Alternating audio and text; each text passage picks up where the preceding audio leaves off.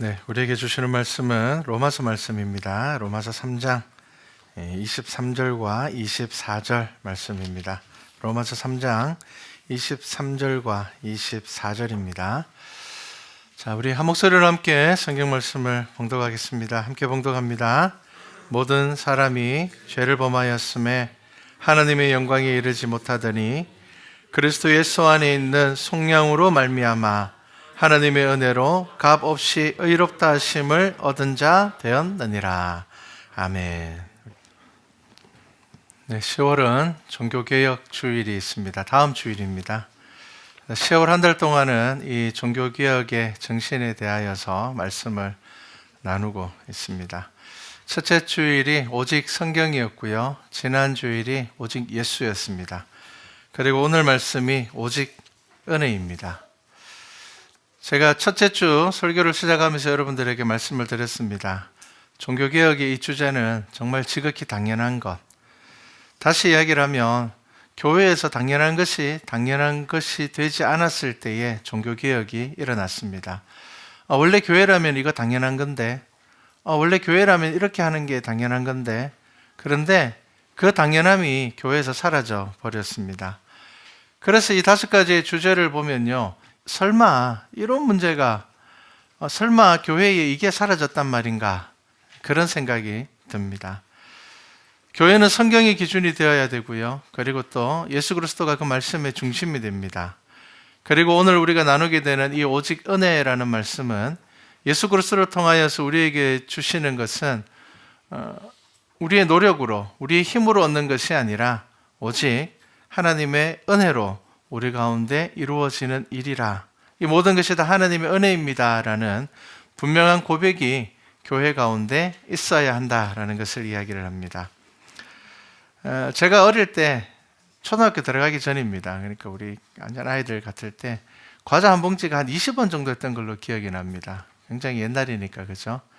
그런데 제가 어릴 때 교회가 지금 저희 교회보다 작았습니다. 아주 작고 아담한 교회였는데, 교회 위치가 이렇게 탁 트인 곳에 있는 것이 아니라 교회 주변으로 이렇게 가정집이 다닥다닥 다 붙어 있었던 곳이었습니다.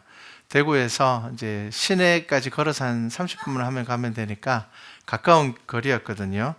근데 교회에 이제 요 담벼락 끄트머리쯤에 슈퍼가 하나 있었습니다. 그때는 슈퍼라고 하지 않았죠. 전빵이라 그랬죠. 우리 어른들만 기억날 겁니다. 왜 그렇게 불렀는지 모르겠지만 하여튼 그랬습니다.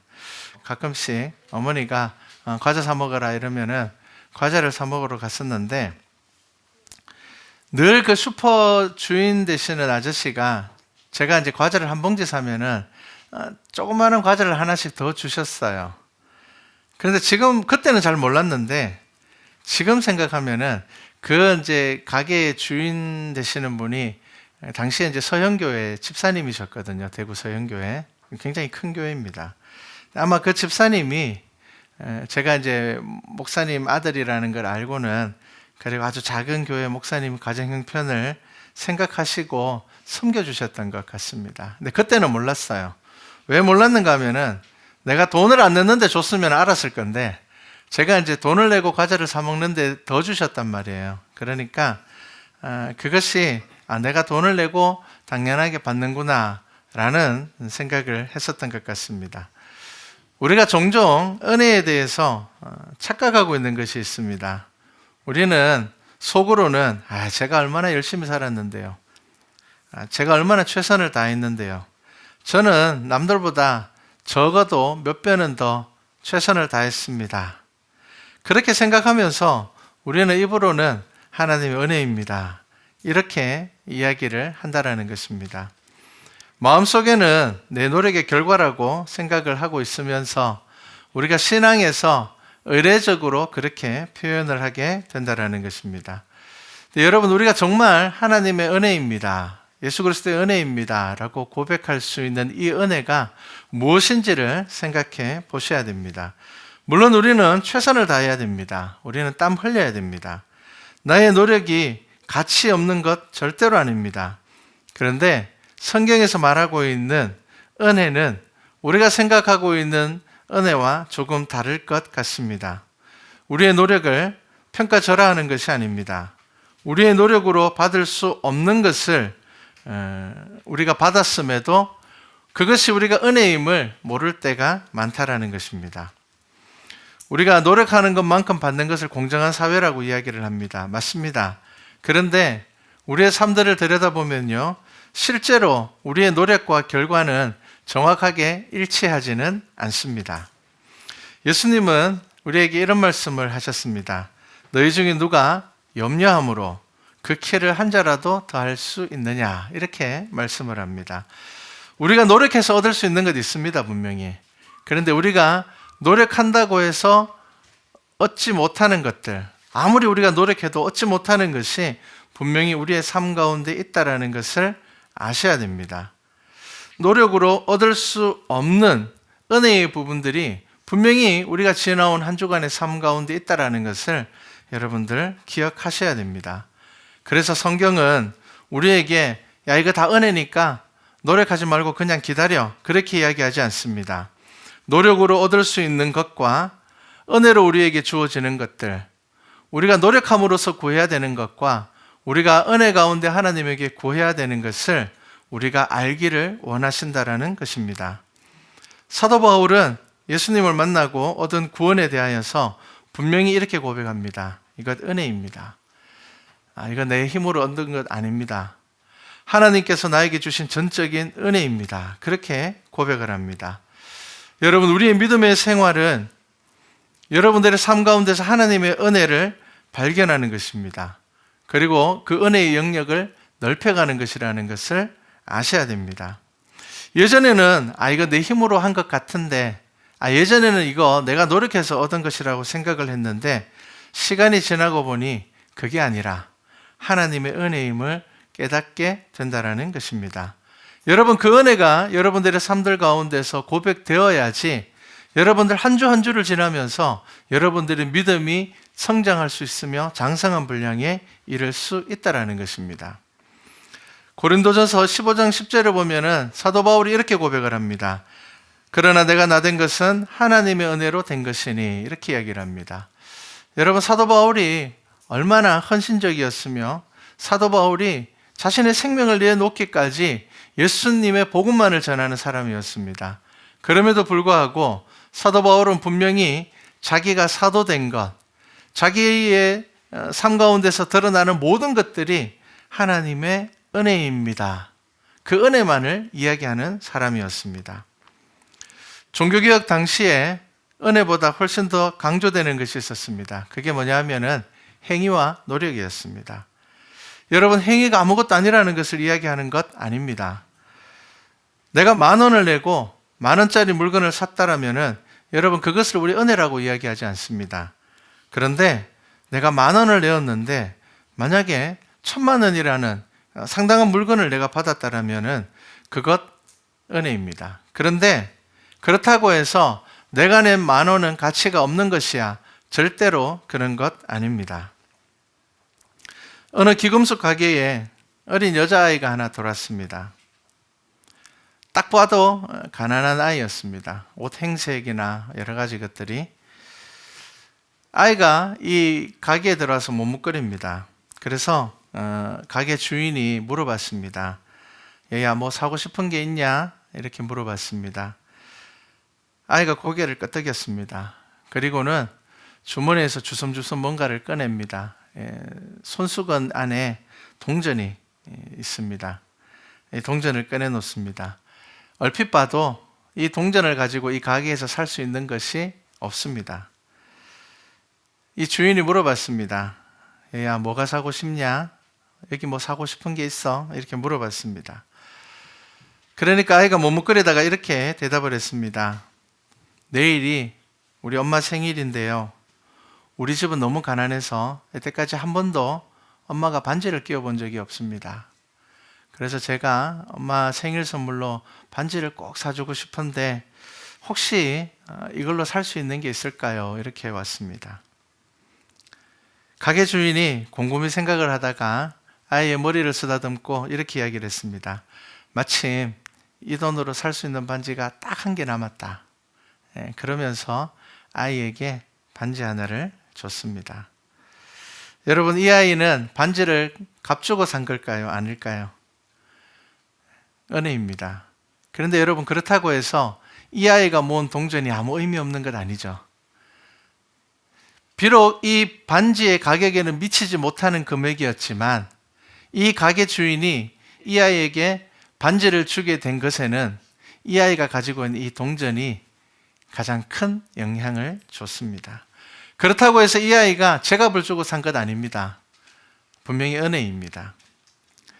여러분, 이 동전은 은혜와 이어져 있는 것이었습니다. 반지는 은혜로 주어졌지만 그 아이의 동전은 또한 그만큼 소중한 것이었습니다. 여러분, 하나님의 은혜가 우리들에게 주어졌다고 해서 이것을 공짜라고 생각하시면 안 됩니다. 여러분, 우리가 그것을 정당한 값을 주고 산 것은 아니지만 그것이 우리에게 은혜가 되기 위해서 필요한 것은 무엇이냐면은 이 아이의 주머니에서 나온 동전과 같은 여러분, 그 마음이 필요하다라는 것을 아셔야 됩니다. 성경이 말하는 은혜는 우리가 그것을 돈으로 살 수 없기 때문에, 우리의 노력으로 살 수 없는 것이기 때문에 우리의 중심을 보시는 하나님의 은혜와 섭리로 우리들에게 이 구원이 주어졌다라는 것을 말하고 있습니다. 저와 여러분 구원받은 백성입니다. 그런데 여러분, 이 구원 우리가 값을 주고 산 것 아닙니다. 하나님의 은혜로 우리에게 주어졌습니다. 그러면 우리는 가만히 있으면 되는 것입니까? 그렇지 않습니다.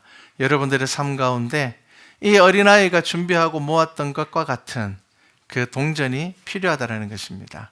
그게 뭡니까? 저와 여러분의 믿음의 삶입니다. 여러분들의 삶 가운데서 하나님을 인정하고 말씀이 여러분들의 삶을 통하여서 선포되어지는 것이 바로 이 어린아이의 주머니에서 나온 동전과 같은 아주 귀한 믿음이 되는 것입니다. 야고보서 4장 6절에 보면 이런 말씀이 있습니다. 그러나 더욱 큰 은혜를 주시나니 그러므로 일렀으되 하나님이 교만한 자를 물리치시고 겸손한 자에게 은혜를 주신다 하였느니라. 이렇게 말씀하고 있습니다. 여러분, 교회가 타락하면 하나님의 은혜보다 자신들의 의와 물질적인 가치를 더 높게 생각합니다. 지금만 그랬던 것 아닙니다. 여러분, 종교개혁이 일어났던 그 시대에도 하나님의 은혜보다 자신들의 의, 자신들의 노력, 자신들의 신분, 그리고 자신이 교회에 기여하는 어떤 그 기여도가 훨씬 더 중요하게 생각되었다라는 것입니다. 그래서 더 많은 돈을 내는 사람이 나중에 더 큰 구원을 받는 것처럼 생각하고 가르쳤습니다. 하나님의 구원이 은혜임을 알지 못하면 여러분, 그 자리에는 반드시 교만이 자리 잡게 됩니다. 그리고 여러분, 성경은 분명히 뭐라고 이야기를 합니까? 하나님은 교만한 자를 물리치시겠다, 이렇게 이야기를 하셨습니다. 여러분, 교만이 하나님의 은혜의 자리에 들어오는 순간 우리는 믿음을 잃어버리게 된다는 것 아셔야 됩니다. 하나님은 교만한 자를 물리치시겠다 하셨습니다. 여러분, 제가 목사가 된 것 하나님의 은혜입니다. 그래서 저는 말씀을 선포하되 여러분들에게 주장하는 자세를 취하지 않으려고 합니다. 왜냐하면 나의 능력으로, 나의 자격으로 이 자리에 선 것이 아니기 때문입니다. 제가 하나님의 은혜를 누렸기 때문에 저는 하나님의 은혜를 받은 자로 여러분들 앞에 서야 되는 것입니다. 마찬가지로 여러분들의 삶도 마찬가지입니다. 여러분들이 항존 직분자라면은 여러분, 이 직분 하나님께서 여러분들에게 은혜로 주신 것입니다. 여러분들이 자격을 가지고 여러분들이 값으로 산 것 절대로 아닙니다. 그렇기 때문에 하나님의 일을 감당하면 감당할수록 여러분들은 겸손의 자리로 나아가셔야 됩니다. 여러분들이 지금 이 자리에 예수의 이름으로 모여서 예배드리고 있는 것, 이것 하나님의 은혜입니다. 여러분, 이것이 하나님의 은혜임을 진정 여러분들의 삶 가운데서 고백한다면 우리는 더욱 낮아짐으로 서로를 섬겨야 할 것입니다. 여러분, 우리의 힘으로 죄를 해결하지 못합니다. 하나님의 은혜 안에 들어가야지 이 죄의 문제가 해결된다는 것입니다. 우리는 우리의 연약함 너무 잘 알고 있습니다. 다른 사람들에게 말하지 않지만 여러분, 각자의 삶을 돌아보면 우리 연약함 너무 잘 알고 있잖아요. 우리 연약하잖아요. 우리가 남들 앞에서는 우리의 자존심을 내세우고 우리의 강함을 내세우지만 우리의 삶을 들여다보면 너무 연약하고 약합니다. 하나님의 은혜라는 것을 잃어버리면요, 다 잃어버립니다. 대구에서 아주 유명한 교회가 있습니다. 이제 그 교회를 아주 잘 목회해 오시던 목사님이 은퇴를 하시고 이제 후임자로 목사님을 청병을 했는데 거의 우리나라에서 최고의 학벌의 목사님을 초병을 했습니다. 우리나라에서는 다른 목사님들이 가지지 못한 아주 유명한 신학 박사님을 모셔서 그렇게 이제 청병을 하고 난 다음에 교회는 이렇게 하겠습니다. 이제 우리 교회는 한 걸음 더 성장할 거야. 이제 한국에서 제일 손꼽히는 목사님을 우리가 청병을 했기 때문에 우리 교회는 더 크게 성장할 거야. 그렇게 되었습니다. 그런데 3년이 지나지 않아서 교회가 절반으로 나눠져 버렸습니다. 왜 그래 되었는가? 사실 그 목사님이 우리나라 최고의 이 권위를 가지고 있다 보니까 설교를 할 때에 너무 어렵게 설교를 하셨고요. 그리고 너무 신학적인 설교를 하셨고요. 그리고 그 설교 가운데 설교를 마치고 난 다음에 교인들이 질문을 하면은 목사님이 이렇게 대답했습니다. 당신들이 뭘 하냐? 내가 신학 박사인데, 내가 해외에서 이렇게 박사학위를 몇 개 가지고 있는데 당신들이 뭘 하냐? 이렇게 사람을 대했어요. 여러분, 뭐가 문제였습니까? 하나님의 은혜를 잃어버렸어요. 여러분, 그 자리에 대구에서 그래도 제일 크다라는 교회에 40대 중후반의 나이에 담임 목사가 되었으면 하나님께서 내게 베풀어 주신 은혜가 얼마나 큰지 정말 내가 무릎 꿇고 겸손하게 하나님 앞에 나아가야 되는데, 내가 이 정도 학위를 가지고 있으니까 이 정도 교회에 온 거야. 내가 외국에서 적어도 20년 가까이 목회를 하면서 내가 남들이 가지지 못하는 학위를 가지고 있었기 때문에 이 교회에 온 거지. 그 마음을 내려놓지 못하였기 때문에 그 교회 가운데 가장 큰 어려움이 생겼다라는 것입니다. 여러분, 교회는 어떨 때 교회가 됩니까? 하나님의 은혜를 기억할 때 교회가 됩니다. 여러분, 저와 여러분이 오늘 이 시간에 모여서 예배 드릴 수 있는 것도 이것도 하나님의 은혜입니다. 우리에게 이러한 예배 자리를 허락하신 것 하나님의 은혜입니다. 여러분, 그 은혜가 우리 가운데 있지 않으면요, 그 은혜의 자리에 뭐가 들어옵니까? 교만이 들어오게 되고요. 교만이 들어오게 되면은 반드시 따라 들어오는 게 있습니다. 그게 뭐냐 하면은 불평과 불만입니다. 교만은 뭡니까? 나 정도 되는데, 내가 이 정도인데 왜 우리 교회는 시설이 이거밖에 안 될까? 여러분, 불평과 불만이 그 자리에 들어오게 된다라는 것입니다. 로마서 6장 14절에 보면 이렇게 이야기를 합니다. 죄가 너희를 주장하지 못하리니 이는 너희가 법 아래 있지 아니하고 은혜 아래에 있음이라. 이렇게 이야기를 합니다. 여러분, 우리가 은혜 아래에 있을 때에 죄 가운데서 자유함을 얻게 됩니다.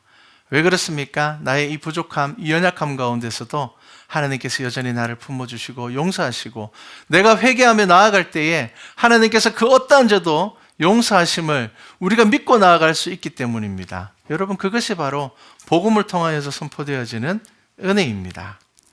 선교지에서 미션 스쿨을 운영하는 선교사님께서 예전에 이런 이야기를 해주셨습니다. 이 가난한 나라 가면요, 필리핀이나 이런 데 가면은 아이들이 학교 다 못 다닙니다. 좀 부잣집 아이들만 학교를 다니고요, 가난한 집 아이들은 학교 갈 수가 없습니다. 그런데 이제 선교사님들이 선교비를 후원받아서 이제 학교를 이렇게 운영을 하면은 가난한 집 아이들을 이제 선교 후원금을 받아서 아이들을 가르칩니다. 그러면은 그 학교에는 이제 선교 후원금을 후원받아서 다니는 아이들도 있고요. 이제 원래 그 지역에서 좀 잘 사는 집 아이들도 와서 학교에 옵니다. 왜냐하면은 선교사님들이 하는 학교가 믿을 수 있다, 이렇게 돼서 아이들이 많이 모이거든요. 근데 선교사님이 이런 이야기를 합니다. 저한테, 목사님, 어떤 아이들이 공부 열심히 하는 줄 압니까? 선교 헌금 받아서 오는 아이들이 정말 열심히 합니다. 그런데 집이 원래 조금 그나마 거기서 좀 잘 살아서 학교 보낼 형편에 대해서 오는 애들은 공부 잘 안 합니다. 왜냐하면은 이게 자기에게 당연한 것이기 때문입니다. 그런데 선교헌금 후원받아서 오는 아이들 대부분은 학교는 너무 가고 싶은데 집이 너무 가난해서 학교는 못 가니까 아침마다 학교 가는 아이들이 가방 메고 가는 거 구경하려고 나와서 앉아있대요. 나도 저 가방 메고 학교 갔으면 좋겠는데. 그런 마음을 가지고 있던 아이들에게 학교 갈 기회가 주어지니까 아이들이 학교 와서 자겠습니까? 안 자죠. 학교 가는 거 구경하고 싶어서 아침에 나와서 앉아 있었던 애들이 학교 와서 공부할 기회가 생기면 자겠습니까? 그게 은혜라는 겁니다.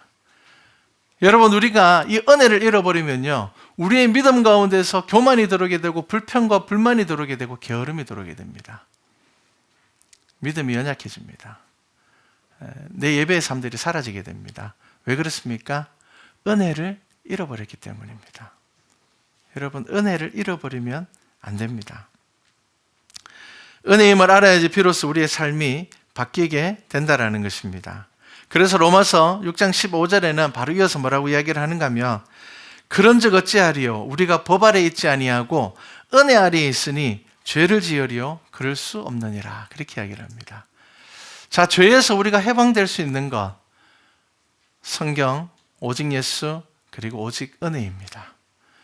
여러분, 은혜를 깨달아야지 우리가 다시 죄의 자리에 가지 않아요. 하나님께서 나를 이 자리에 불러주셨는데 내가 어떻게 저 자리로 다시 갈 수가 있겠냐. 하나님께서 나를 이렇게 불러주셨는데 내가 어떻게 다시 저 자리로 갈 수 있겠냐. 갈 수 없지. 왜? 내가 그 은혜를 알기 때문입니다. 여러분, 오직 은혜가 교회 안에서 사라지면 안 된다라는 것, 여러분들의 삶 가운데서 오직 은혜를 잃어버리면 안 된다라는 것 꼭 기억하시기 바랍니다. 사도행전 6장 8절에 보면요, 스데반이 순교하기 전에 이렇게 합니다.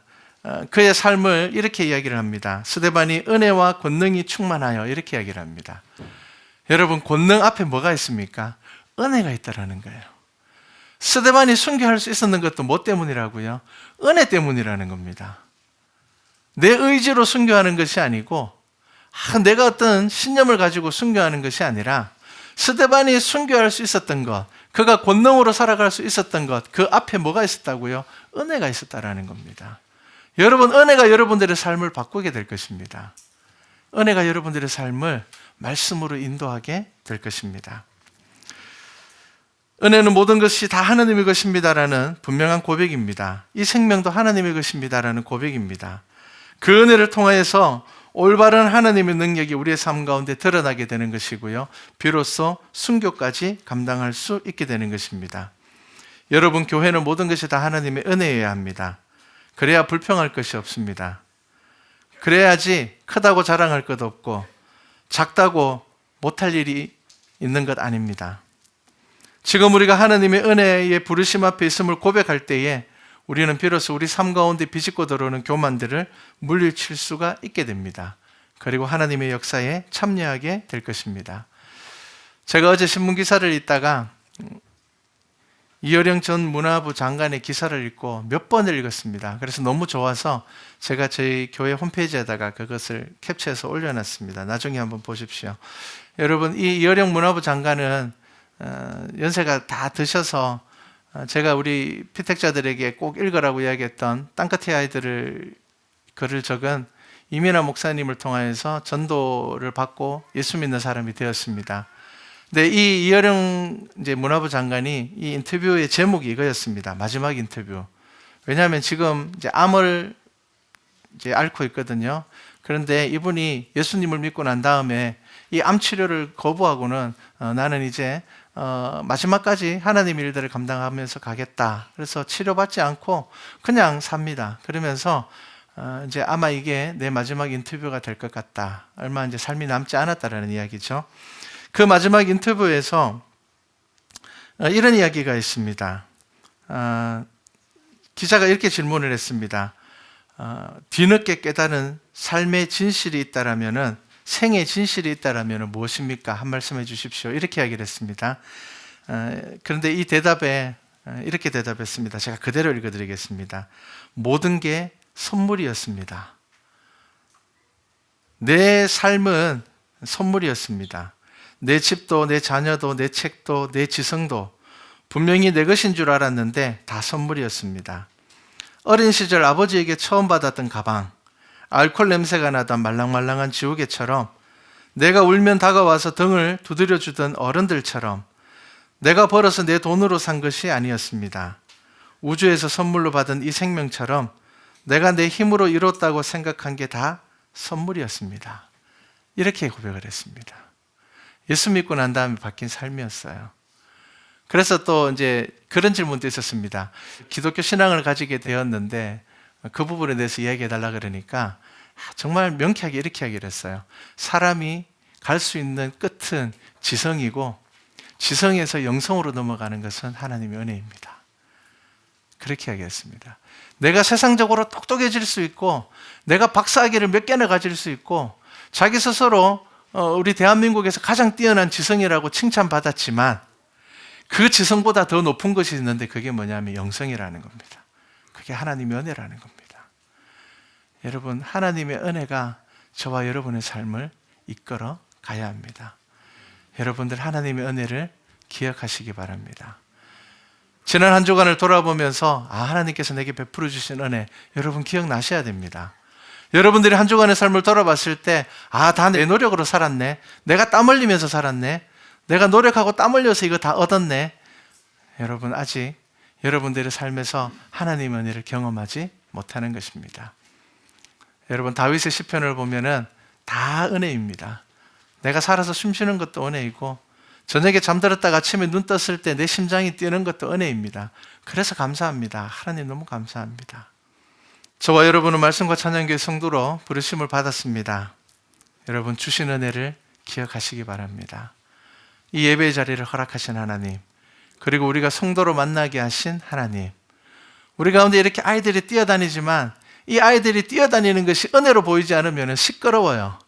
그런데 이 아이들이 뛰어다니는 것이 은혜로 보이면은 여러분 감사합니다. 교회 아이들이 자라나야 돼요. 이 아이들이 말씀을 먹고 자라나야 돼요. 그리고 믿음의 성도들, 어른들이 아이들 머리 한 번씩 쓰다듬어 주는 것이 그냥 쓰다듬어 주는 것 아니에요. 이 아이들이 믿음의 선배들의 사랑을 받는 것입니다. 그것이 은혜입니다. 우리가 모든 것이 하나님의 은혜임을 알게 될 때에 하나님의 나라가 우리 교회 가운데서 시작될 것입니다. 그리고 더 많은 일을 감당하며 나아갈 수 있는 교회와 성도가 될 것입니다. 은혜의 시대를 이끌어가는 우리 말씀과 찬양교회 성도가 되기를 주님의 이름으로 축복합니다.